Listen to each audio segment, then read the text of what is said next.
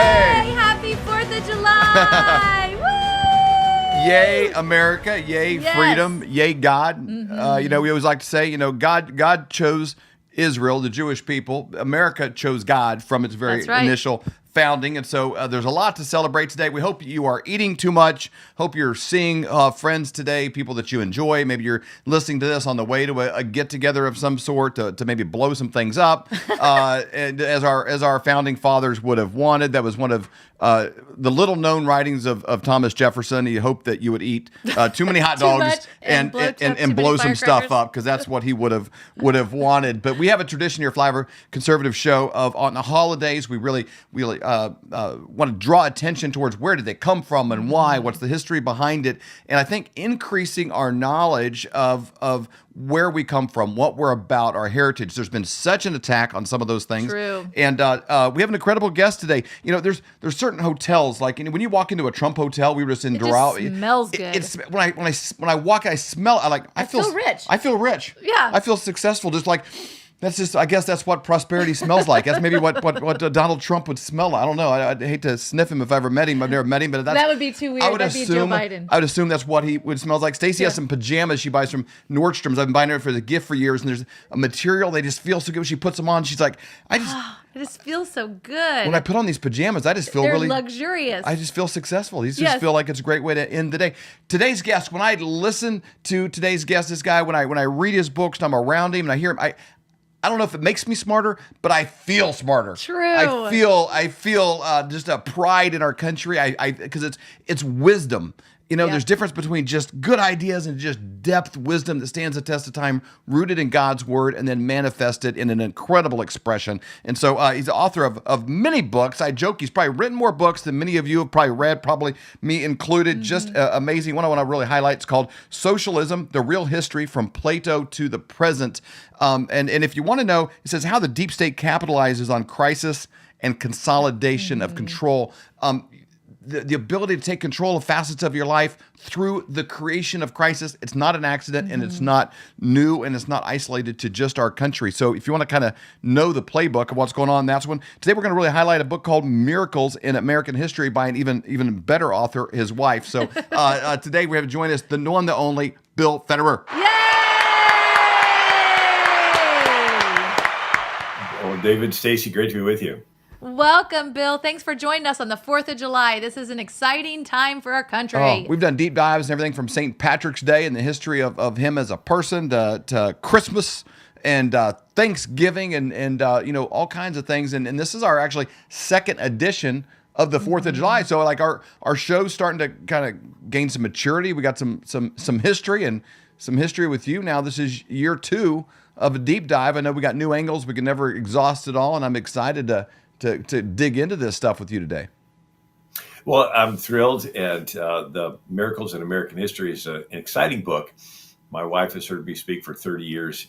She says that she picked out the best stories, and those are ones where there's a crisis, they pray and have courage, and things turn around. And I love it. There's 50 stories in there. Every page is in color. It's D. James Kennedy Ministry offered it as a gift edition, and then we continued printing it. So just thought I'd share some of those stories today. It's a beautiful book. I really recommend this again, Flyover family, to go on AmericanMinute.com. You can purchase this book, Miracles in American History, because there are stories that you want to read, and then you're going to be talking about. It'll make you seem more interesting than you probably really are when you're talking to your friends in the break room and the water cooler, because you can kind of take these and they're in your head and you can share them. And even if you don't read it, it's such a beautiful book. It's a hardcover copy. I always joke, some books it makes you look better just having it on the bookshelf. So even if you don't read it, it's not in your head. It's good to have it on your shelf and have the intention. At least shows a humility that you value wisdom. And I love it because it is about answered prayers. And right now, there's a lot of people that are praying for our country and praying for miracles to happen. And so this is an encouragement to actually read answered prayers here, because we are pulling that into this time right now. We need God to answer our prayers, and I really believe He is. So, and there are just some crazy stories too when you go through it. So Yep. I'm excited to dive into some of them today. Yeah, there was a father that told me that he was reading one story a night to his son before he went to sleep, because they're short stories. They're only like maybe 4 or 5 pages each. And by the end of the month, he finished the book, and then the son said, well, aren't you going to read from that book again? Right? He said, he Wow. really liked those stories. So That's awesome. it's great for kids. And but anyway, would love to jump into it. Let's do Let's it. do it. Well, the overall picture is that the King of England was the most powerful king on planet Earth. He was a globalist. The sun never set on the British Empire. He had India, Australia, New Zealand, Hong Kong, British Guyana, Canada, Barbados, Bermuda, Jamaica, and America. And America's founders decided they didn't like a globalist king telling us what to do, so they broke away and they flipped it and they made the people the king.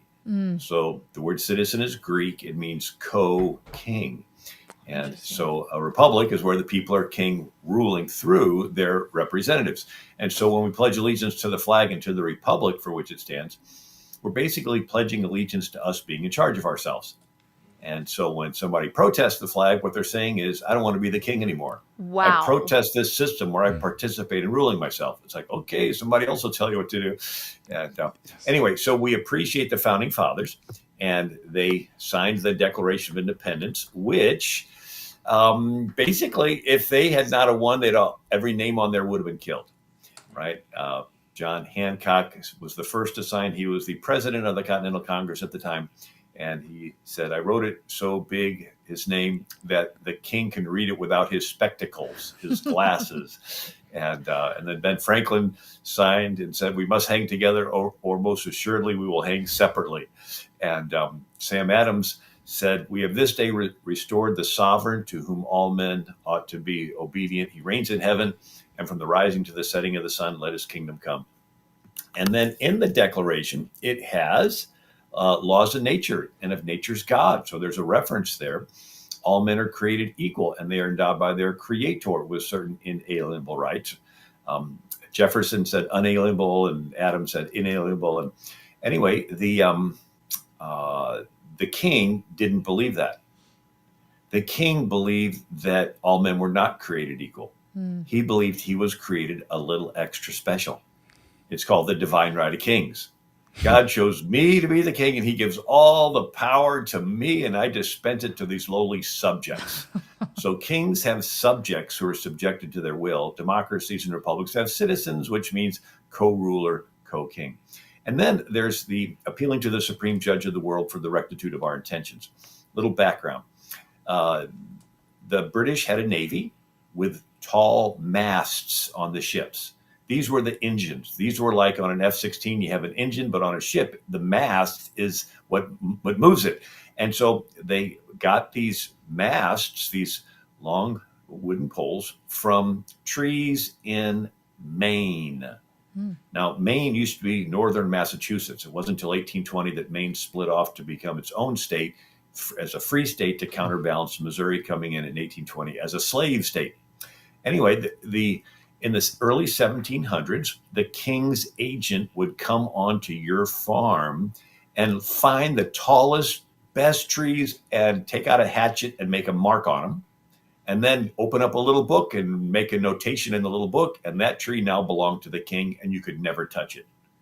And he would go anywhere he wanted and would just keep marking these trees. And so the first rebellion, so to speak, in America was the Pine Tree Riots.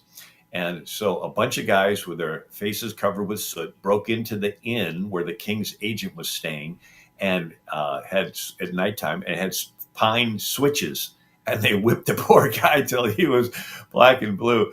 And they eventually caught those guys, and they were reprimanded. And then later there was an actual battle, a pine tree flag battle. And so the pine tree was a symbol of rebellion against the king. And so when the revolution starts, George Washington pays for 6 boats.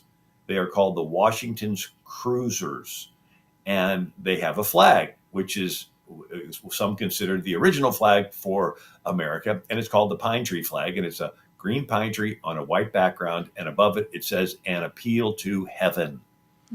And so you have a court case and you lose. Well, you appeal it. Well, you lose again. What do? You appeal it to the Supreme Court. Well, in England, the king was the final court. But what if you don't get justice then? You appeal to heaven. You go above the king's head and you appeal straight to heaven, straight to God. And so that's where this phrase came from in the Declaration, appealing to the supreme judge of the world for the rectitude of our intentions. In other words, we are going above the king's head. We're going straight to God. Wow. And so that's an appeal, is including God in our formation as a country. And then the last of the four references to God is with a firm reliance on the protection of divine providence. And the 1828 Webster's Dictionary says, by providence, it is commonly understood to mean the will of God. And so it's a surrendering to the will. And again, I do want to mention that the second mention, that all men are created equal, the little illustration there is the king has this divine right of king, creator, king, people. In America, it's the creator to each person. We're all equal, and we choose our political leaders from amongst equals. And so a copy of the Declaration was rushed out to George Washington, who was in New York. And he has it read out loud to his troops. And then immediately afterwards, he has an order given. And it says that the general hopes and trusts that every officer and man will endeavor to live and act as becomes a Christian soldier, defending the dearest rights and liberties of his country. And he appoints chaplains to every regiment. And then you have the Battle of Brooklyn Heights there in New York. And so the situation was that we were picking a fight, again, with the most powerful military on the planet. And you have the harbor in New York begins to fill up, and there are 400 ships with 32,000 troops. Different observers said that it looked like the harbor turned into a forest of trees. And so all of a sudden it's getting serious, right? We just prior to this was the Battle of Bunker Hill, and then the cannons put on Dorchester Heights there in Boston, and the British evacuated, and that was a pretty easy thing. And we think, well, this rebellion is going to be easy.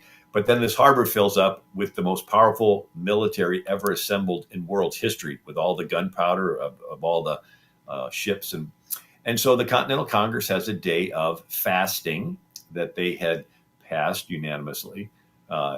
They passed it a month or so earlier. We earnestly recommend that the 17th of May, 1776 be observed as a day of humiliation, fasting, and prayer, that we may with united hearts confess and bewail our manifold sins and transgressions. Wow, and that'd by be a good thing to continue. No, as I was just thinking. And by a sincere repentance and amendment of life, appease God's righteous displeasure, and through the merits and mediation of Jesus Christ, obtain his pardon and forgiveness. So this is unanimously approved just a month and a half before the Declaration of Independence is signed. That day of fasting, by the way, they rushed that out to George Washington, and he has it read to his troops. And he says the Continental Congress, having ordered Friday the 17th instant to be observed as a day of fasting, humiliation, and prayer, humbly to supplicate the mercy of Almighty God, that it would please him to pardon all our manifold sins and transgressions. The general commands all officers and soldiers to pay strict obedience to the orders of the Continental Congress, that by their unfeigned and pious observance of their religious duties, they may incline the Lord and Giver of victory to prosper our arms. So this is George Washington ordering his troops in New York to observe this day of fasting and prayer. Wow. And as the harbor fills up, George Washington writes to his younger brother, John Augustine Washington, we expect a very bloody summer of it at New York. We are not either in men or arms prepared for it. If our cause is just, as I do most religiously believe it to be, the same providence which has in many instances appeared for us will still go on to afford us its aid. And so, again, Washington is referring to providence, to the will of God. Mm-hmm. And as I mentioned, back then, it was considered that saying the name of Jesus was a little bit informal. And so they would use terms to refer to God that was more majestic. And so one of those was the term providence. You read Washington's books, and the young men would even address their mother and father as ma'am or sir. Mm-hmm. And so even in the home, it was more of a formal. And so they referred, so Webster's 1828 dictionary, providence, the care and superintendence which God exercises over his creatures by divine providence, it is understood God himself. So back to New York. The harbor fills up with these 400 ships, and it's getting serious. Washington expects an attack from the water, very similar to what happened there at Bunker Hill and Dorchester Heights.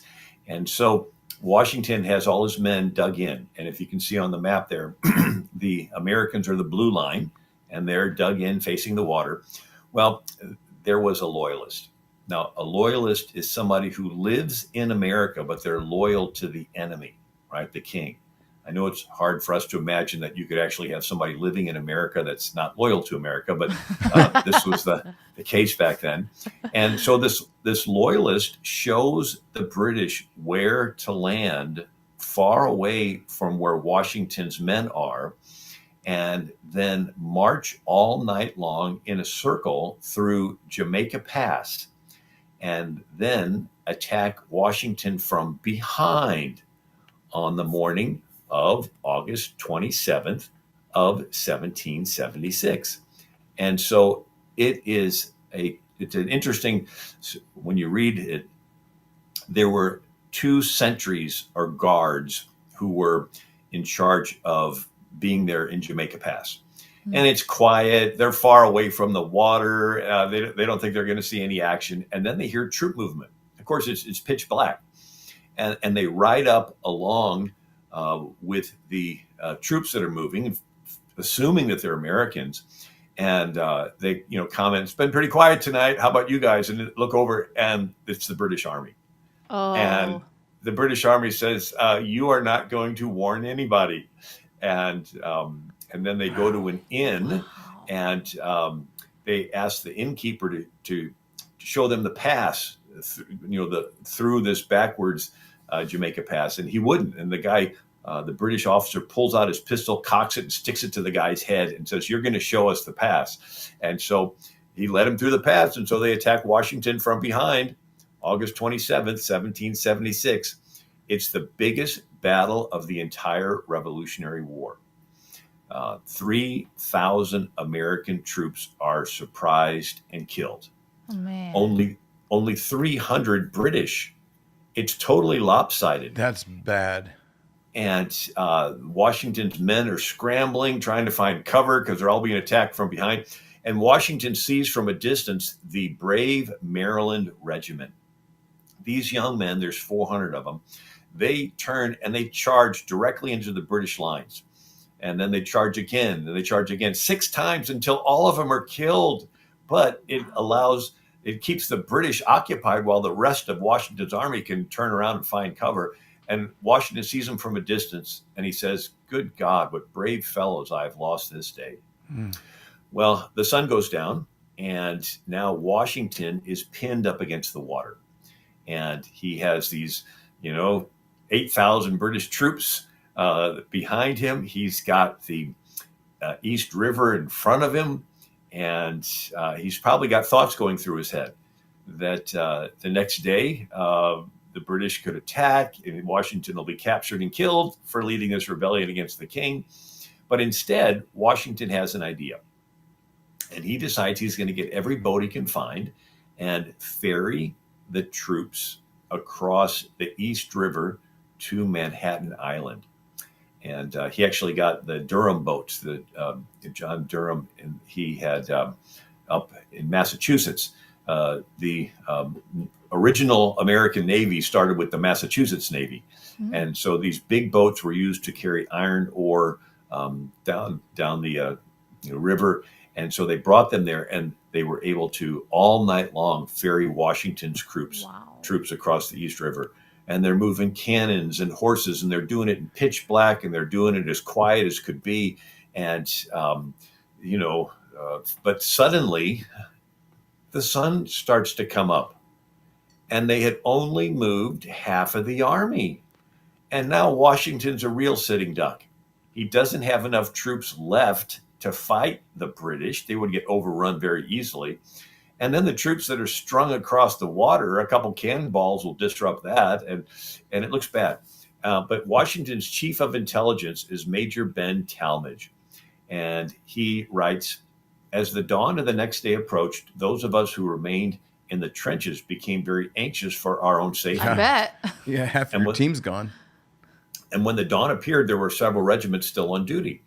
At this time, a very dense fog began to rise off the river, and it seemed to settle in a peculiar manner over both encampments.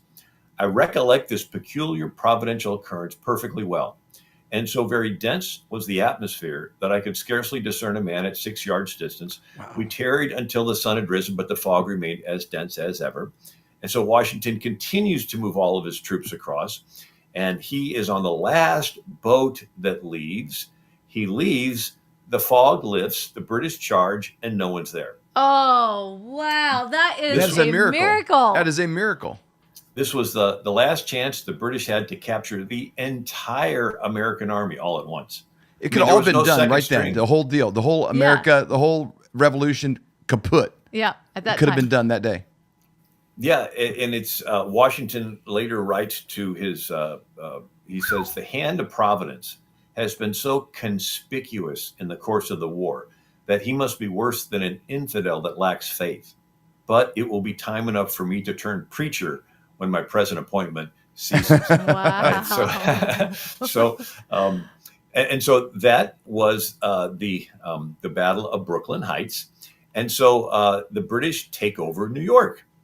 And the plan was that the British that landed in New York would go up the Hudson River to Albany. And then there was another British general, Johnny Burgoyne, that would land in Canada and march down the Hudson River Valley. And they would meet up at Albany. They would capture the capital of New York. They would be following the river valley, which would split the state of New York in half, but it also would split America in half, with the New England colonies on one side and the middle southern colonies on the other. So this would be an important battle.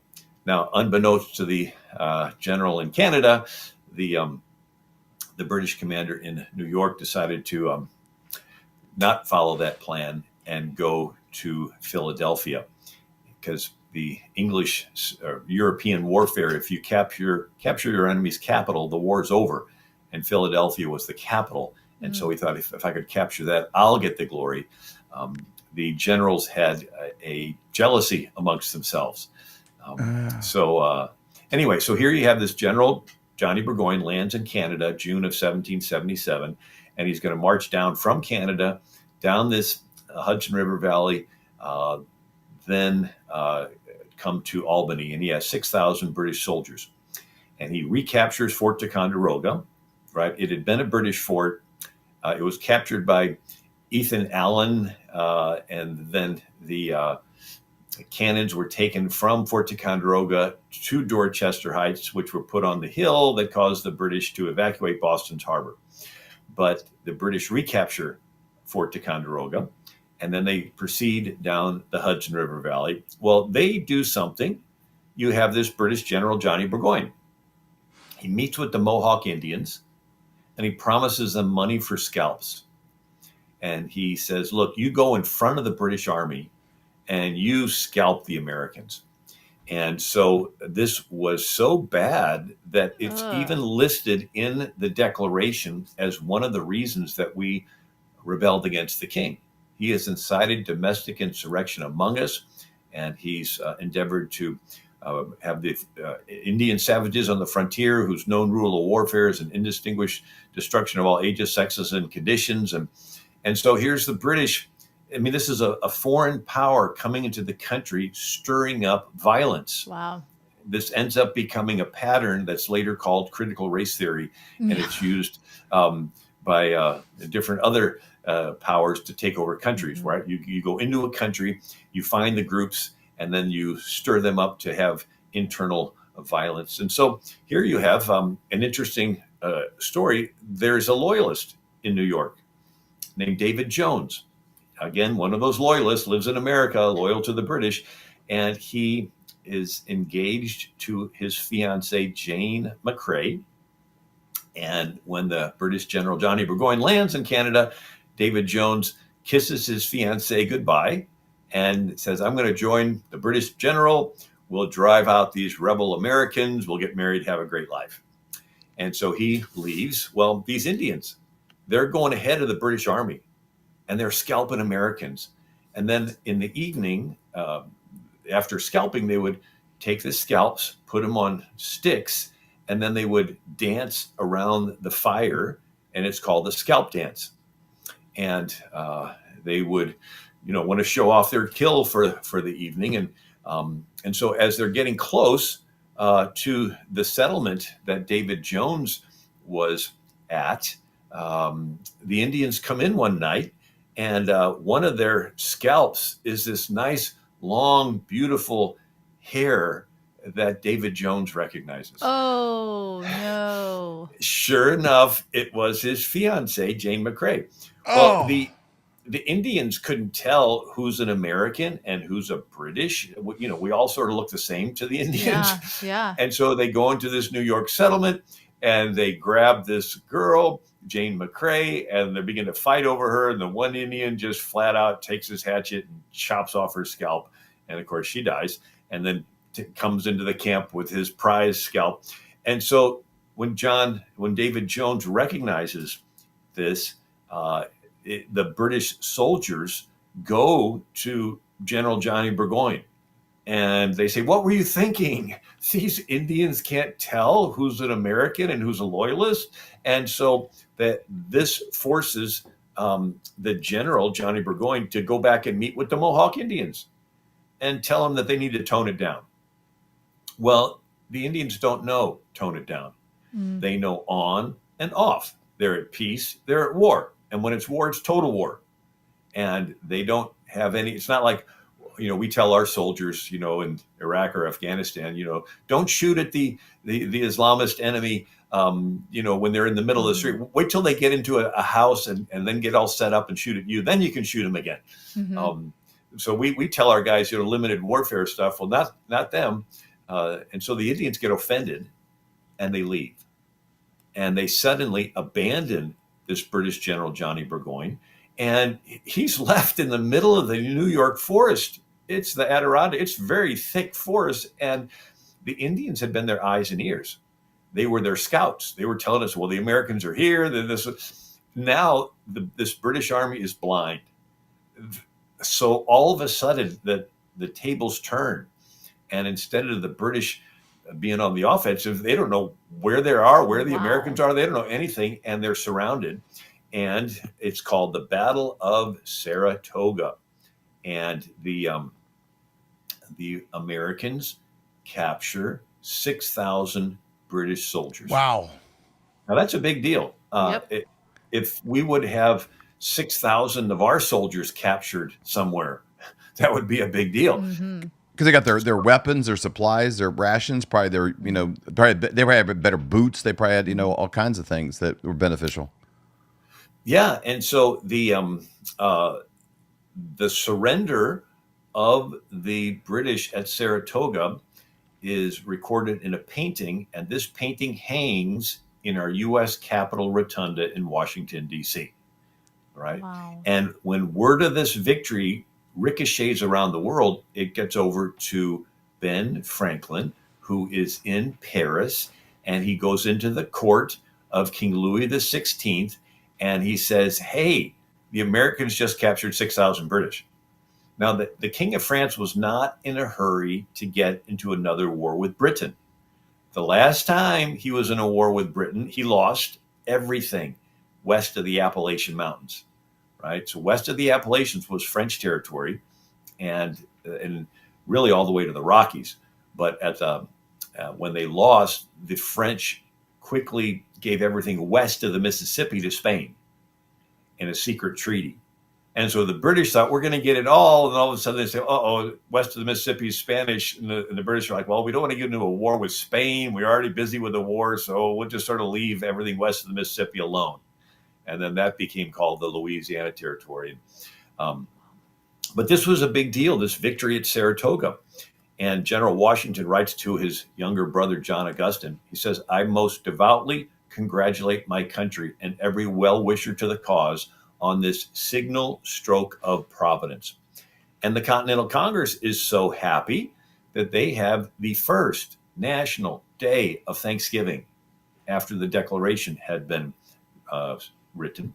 And they wrote, with one heart and one voice, join in penitent confession of their manifold sins, that it may please God through the merits of Jesus Christ, mercifully to forgive and blot them out.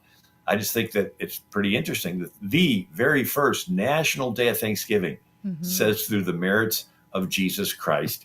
And then it goes on, and under the providence of Almighty God, secure for these United States the greatest of all human blessings, independence and peace. So that's the Battle of Saratoga. I mean, Well, none of those battles could have been. I mean, that was the point of the book, is God's intervention, which I the whole time you're talking, I just think about the times we're in right now, and it's kind of gotten. There's a pastor friend of ours that they would joke about him. He has a large staff, and the staff would get together and they would talk about a problem. We should do this and maybe that, and and he's kind of an older pastor. He'd be at the end of the table, and finally somebody would pipe in and say, maybe we need to pray about it. And he would always lean in and say, so it's come to that. It's kind of his joke there. But, that's where we are as a nation, right now, where it's like, there's such a dependence on God to create a breakthrough because the mechanisms of man are failing us on all fronts. And when you realize there's a historical precedent of God's intervention for righteousness in this country, it really is encouraging for the current moment. That's right. Oh, it really is. And again, we're fighting the most powerful military on the planet with a ragtag thrown together army. These are guys off their farm.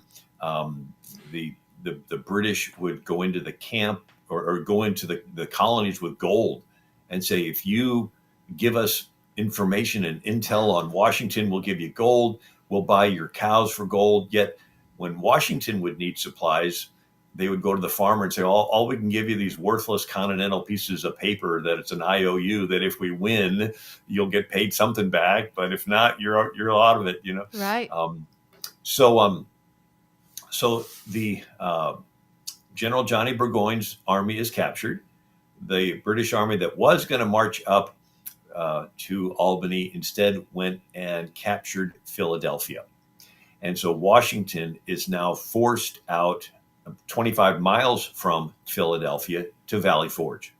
And 2,500 men die of the disease and the freezing, and about 500 women. And I'll tell you a little bit about that as well. But then Washington was not getting supplies, and the states were voluntarily giving money because the Continental Congress had no power to raise taxes. And so it was Virginia Governor Patrick Henry, and he's writing letters to George Washington saying, did you get all the supplies I sent you? And Washington said, no, we're starving to death. And Patrick Henry's like, what? And so he goes to the Continental Congress and finds out that the logistics guy that's supposed to get the supplies is this Mifflin. And he was putting them all in a warehouse and storing them up. And he was part of this cabal that wanted to get rid of George Washington and replace him with another general. And so he, in a sense, wanted Washington to look bad.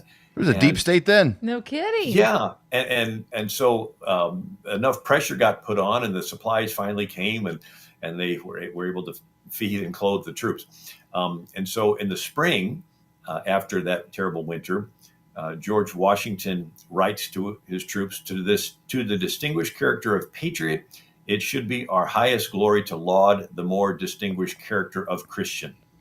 So again, this is our George Washington. And then some Indians, the Delaware tribe, bring some of their youths to be trained in American schools. And George Washington meets with them and says, you do well to wish to learn our arts and way of life, and above all, the religion of Jesus Christ. Wow. And so another story, if I have time, Yes, is the betrayal of Benedict Arnold. So Benedict Arnold, he was the hero of the Battle of Saratoga. So we talked about this battle that we captured 6,000 troops. In the middle of the battle, prior to the battle, Benedict Arnold got on the wrong side of the commander. And Benedict Arnold had shown courage before, but he was one that would sort of step over people to get to where he's at, and had no patience. And anyway, so he gets on the wrong side of the general, and he's ordered to sit out the battle in his tent. Well, this is like a total shame. He doesn't want to be sitting in his tent while everybody's fighting. And so he takes a swig of whiskey, hops on his horse, and he rides toward the battle. And he sees that the British have an exposed flank, a side where there's no defense. He gets some guys, they ride straight across the field. They capture a redoubt, which is an embankment where they were shooting from. And after he captures that, it freed up the whole field for the Americans to run across and capture those 6,000 troops. And so Benedict Arnold was the hero of the Battle of Saratoga. He got the glory for it. He was the one in the story everybody talked about. He was wounded in his leg. And so he was switched over to recuperate in Philadelphia. And while he's there, he would be the military governor of Philadelphia. So he had all the power to confiscate goods and to, use them for military purposes. And he's being invited to all the parties. But the British had occupied Philadelphia for about 8 months. And then the British left, but they left some spies. And these were people that sort of blended in and you couldn't really tell. Mm-hmm. And so you have at one of the parties, there is the daughter of a Quaker loyalist, and the name is Shippen, and her name is Peggy Shippen. And she takes a liking to Benedict Arnold, this war hero. And of course, he would be sitting in a chair with his leg up, or he'd have his cane. But everybody like, oh, he's such a courageous guy. And she ends up taking a liking to him, ends up getting married. But her dad was more or less a loyalist, sort of under the cover, under the, quiet, but he was. And but he was wealthy.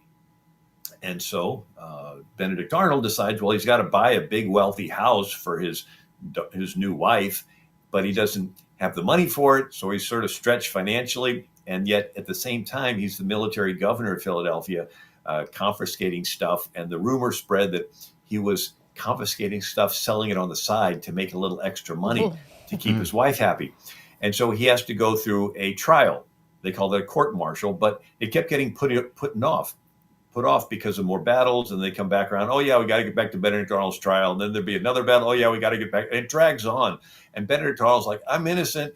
But while this is all going on, his wife begins to say to him, if you were in the British Army, they wouldn't treat you this way.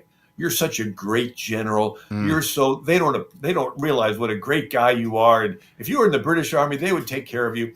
And so lo and behold, she had been keeping in touch with a British spy named John Andre. And the story is that she finally goes to her husband, Benedict Arnold, and after a year of nagging him, convinces him to meet with John Andre, the British spy. And, his legs healed up a little bit. And so now he's transferred and he's put in charge of West Point. And West Point is the biggest military base in America. And it is on the Hudson River. And if you control West Point, you control the river traffic, and you can split New York, and you can split America, again, with the middle colonies on one side and the eastern colonies on the other. And so he meets with Benedict Arnold, and he's willing to surrender West Point. Wow. And he decides to do it on the very day George Washington is coming to inspect West Point. And so he meets with this British spy, John Andre, and he has a little, what historians think was a little jealousy, because this guy, John Andre, was supposedly handsome and he was keeping in touch with his wife. It's like, okay, what else has been going on? I don't know. And so they meet, and John Andre comes up the river, the Hudson River, on a boat called the Vulture, and he gets off. He meets with Benedict Arnold, and before he can get back on the boat, some Americans see the boat, start shooting at it, and it retreats back down the river. And now Benedict Arnold John Andre is stuck there, and he can't get back on the boat. And so Benedict Arnold says, well, come back to my office, my house, on the military base, and we'll have you dress as a civilian.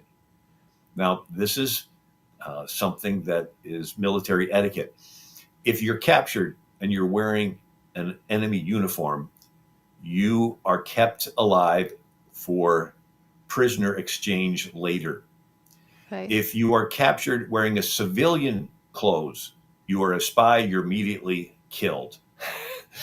And so when Benedict Arnold said, oh, just dress as a civilian, that was, and then he said, well, just walk back.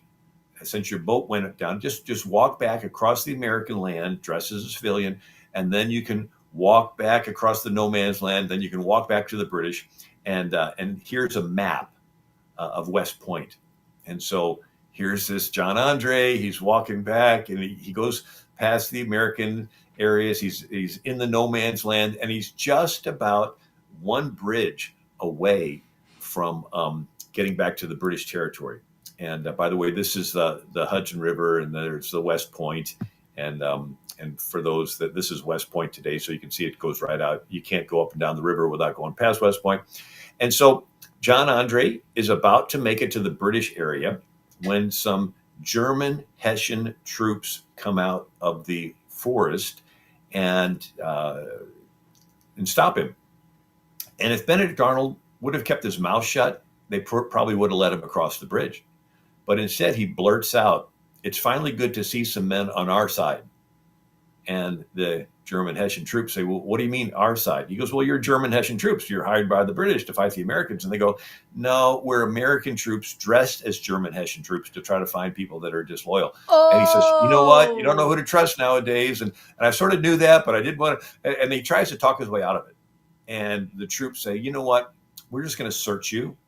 They search him once, they search him twice. They're about to let him go when they get the idea to search his boots. And so they make him take off his boot, and hanging in his stocking on his leg was the map of West Point. And they're looking at this, and they're like, "You didn't tell us about this map." And he goes, "Oh, yeah, the map of West Point." And he tries to talk his way out of it, and they go, "You know what? We're just going to have you come and explain it to our commanding officer." And so they're marching him back toward West Point, where he just came from.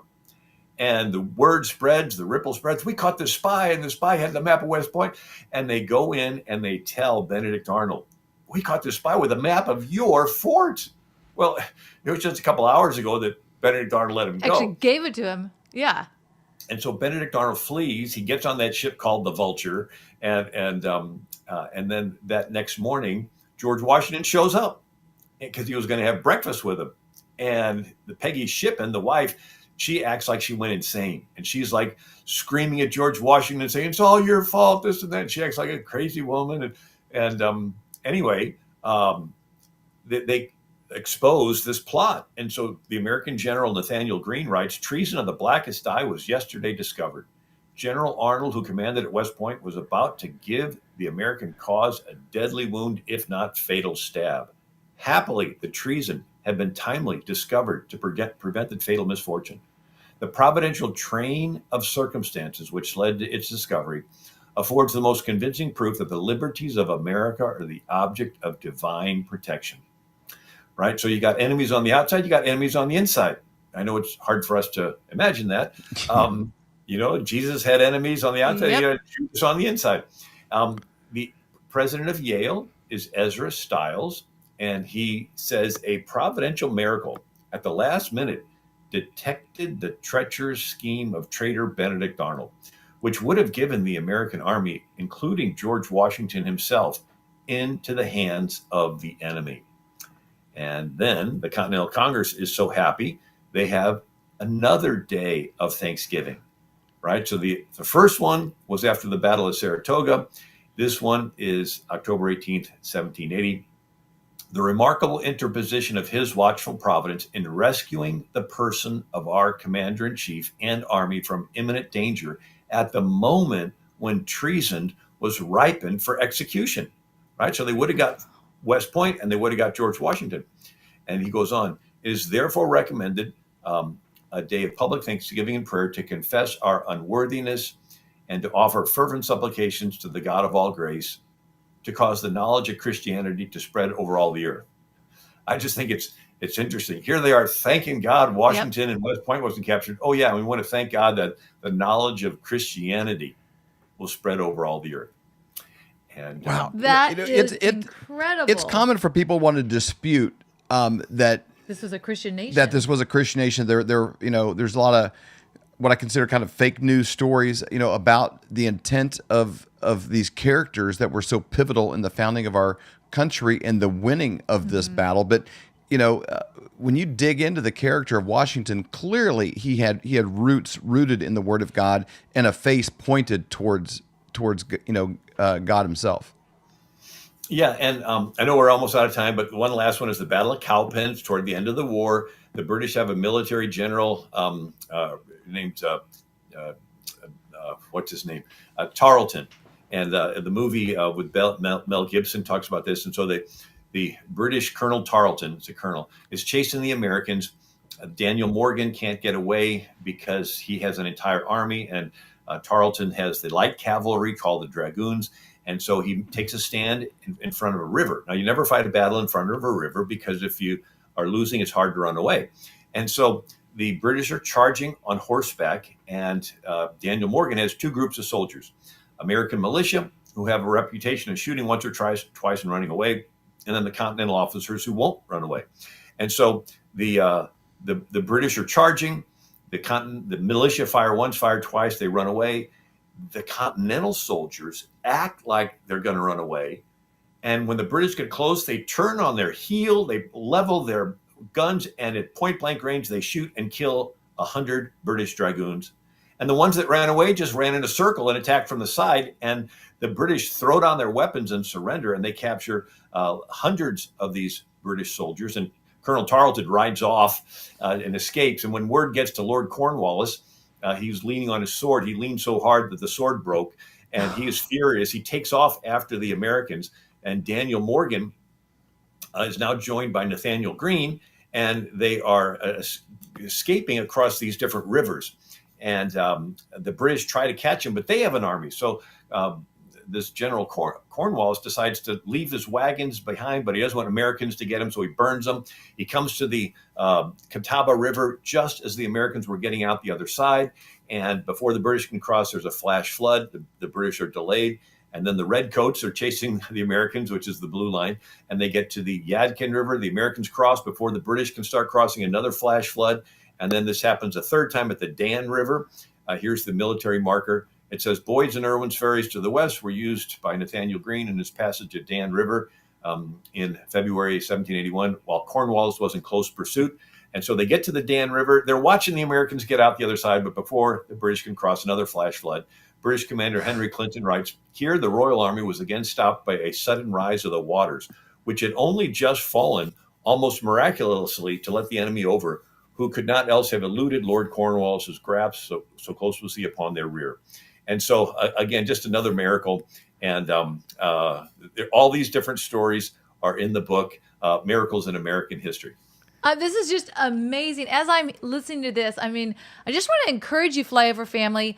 You know, it's impossible to pray and for something not to happen. We actually just went to, earlier in June, we went to Esther at the Sight and Sound Theater, and it was just a great reminder. She had all of the Jewish people fasting and praying before she went to go meet with the king. And she was fasting and praying herself. And we saw, even in the story of it, obviously when you read the Bible, just miracle after miracle that happened because of prayer. And I just want to encourage everyone, continue to pray. It's impossible for something not to happen when you pray. And this is just a great reminder when you go to AmericanMinute.com, the gift edition, Miracles in American History, 50 amazing stories of answered prayers. This has been so encouraging. Bill, you're such a great teacher. You're very anointed to teach. Yeah. You're an incredible historian. This has been a blast. Well, and you have this depth of knowledge that is so deep. You have this, the study of every constitution of all the colonies and every form of rule throughout human history. But yet you chop it up in these like interesting. I just like want more. I know, me Want too. more. Me Want too. more. I cannot wait to read this book. I love what you said about the dad reading these stories to his kids, to his son, because this is really powerful. This is something we all need to be aware of, and a great way that we can connect with our children as well. So, Bill, thank you so much for your time. Happy 4th of July. Again, go to AmericanMinute.com. Check this book out. And again, Bill, thank you so much for your time. It's been amazing. Oh, David and Stacy, it's great to be with you. We hold these truths to be self-evident. All men and women created by the you know the thing. We will shut you down. We will cite you. And if we need to, we will arrest you and we will take you to jail. Period. I wasn't thinking of the Bill of Rights when we did this. But no amendment to the Constitution is absolute. God actually spoke to me. He spoke about sacredness. He said to me, Kim, what I place in many, many people is sacred. And if anybody touches what is sacred to me, then it is the end for them. So what I've done in the United States of America is sacred. And there are people on every side that are trying to destroy what I deem sacred. And it's not going to happen. This is the definition of criminal conspiracy, racketeering, and collusion. This is not a theory. This is evidence.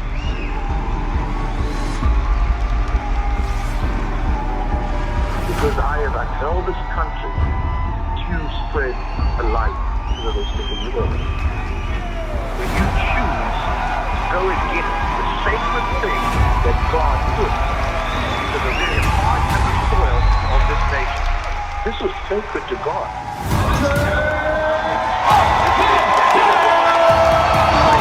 This ReAwaken tour is literally what it means. It has reawakened the American heart.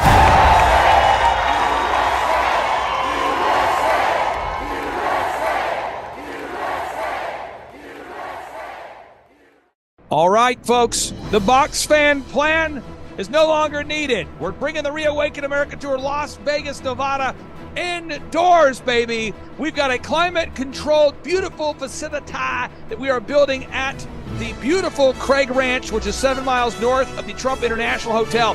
So if you're there and you want it to go well and you don't like the box fan plan, I get it.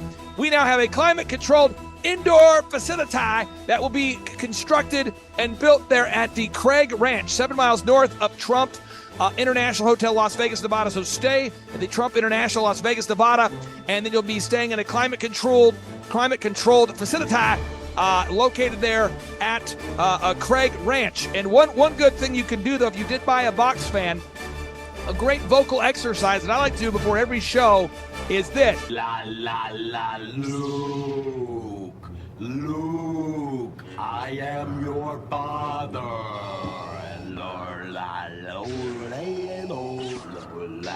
Are you having a hard time sleeping at night, thinking, what am I going to do about my finances? Times are really changing. They're changing fast. Let me give you a quick example of how. In 1920, if you had a $20 bill and 1 ounce of gold, you could go into any men's clothing store and buy an entire suit. You could buy the jacket, the shirt, the belt, shoes, the whole bit. Today, that $20 bill, what's it going to get you? Not much. Maybe the socks, maybe a handkerchief, but the 1 ounce of gold could still buy you the entire suit at any men's store in America. That's the difference. That's what inflation does to your dollar. It's a deflating dollar caused by inflation. Now today, that's happening faster than ever. You need somebody that you trust that can help get you out of a fake currency and into something that's going to keep you safe. And we know a guy that has 2 PhDs by the name of Dr. Kirk Elliott. We have known him for over 25 years, and he's someone we completely trust. You need somebody that you can get a hold of, somebody that's going to be there for you to get back out of it, and then maybe back into the stock market, maybe back into something else when things settle down. But right now is not that time. You need somebody that you trust and somebody you can call and make those worries go away. That's exactly right. So you can go to flyovergold.com, fill out your information for a free consultation, or you can call 720-605-3900. Do it today. You'll be glad you did.